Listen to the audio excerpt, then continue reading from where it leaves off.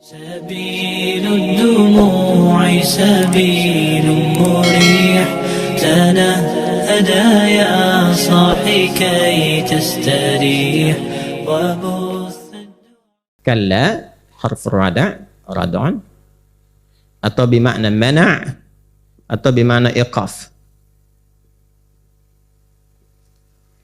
Berarti mencegah atau menghentikan sesuatu, mencegah atau menghentikan sesuatu yang tidak berfaedah, tidak bermanfaat, atau sesuatu yang membahayakan, yang melahirkan madarat. Ya. Makanya diartikannya di terjemahan sekali-kali tidak, sekali-kali jangan. Tapi kalau kita cuma dapatkan begitu saja, sekali-kali jangan, sekali-kali tidak, sekali-kali aja yang tidak, gitu kan? Misalkan kadang-kadang begitu, ya. Pengaruh ke hatinya tuh nggak dalam gitu. Tapi kalau kita mengerti kalau ada kala berarti ada bahaya. Itu maksudnya. Kalau ada kala, berarti ada yang tidak bermanfaat.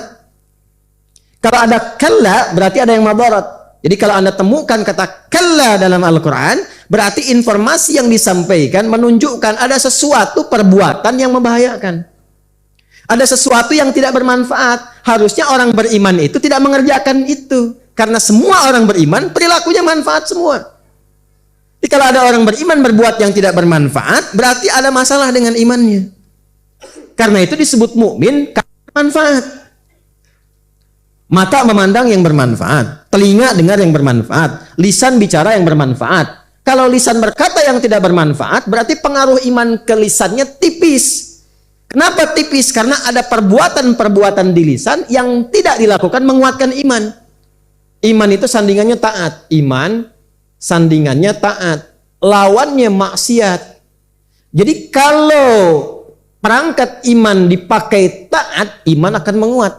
Perangkatnya apa? Tubuh. Ini perangkatnya nih, dari ujung kepala sampai ujung kaki. Kalau lisan dipakai taat, kata-kata yang baik saja, yang mulia saja, imannya akan kuat. Makanya dilatihnya dengan kalimat thayyibah, subhanallah, alhamdulillah, Allahu akbar, istighfar dipakai dalam sholat, supaya lisan berkata baik. Nah sebaliknya, kalau lisannya bergeser dari taat, keluarnya maksiat. Dipakai untuk berkata yang kotor terus dan sebagainya, sehingga dia menjadi tidak sensitif pada kebaikan, bahkan anti terhadap kata-kata mulia. Wah, katanya seperti para kiai saja, sok soleh kamu. Sudah begitu, ini menunjukkan masalah imannya. Sama, sampai ke tangan, sampai ke kaki. Karena itu setiap perbuatan kita seringkali disertakan iman di dalamnya.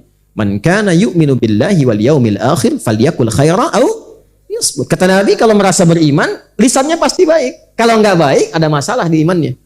Yang disentuh imannya loh, bukan lisannya. Seakan-akan berkata begini, kamu mukmin bukan sih? Orang beriman bukan sih?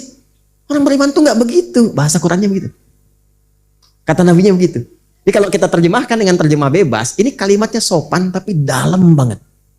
Ya, apa bahasa Ukrainanya itu? Nyelekit ya. Nyelekit gitu. Ya.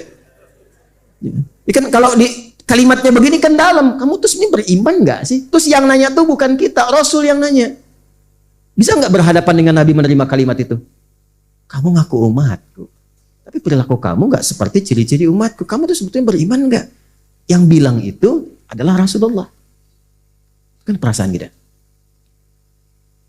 Gini aja, gini, untuk menggambarkan.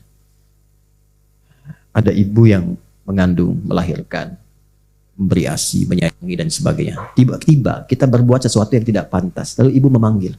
Nah, ibu tuh mengandung kamu begini. Melahirkan kamu, berjuang dengan kematian. Merawat kamu, menyayangi kamu. Bawa kamu kemana-mana.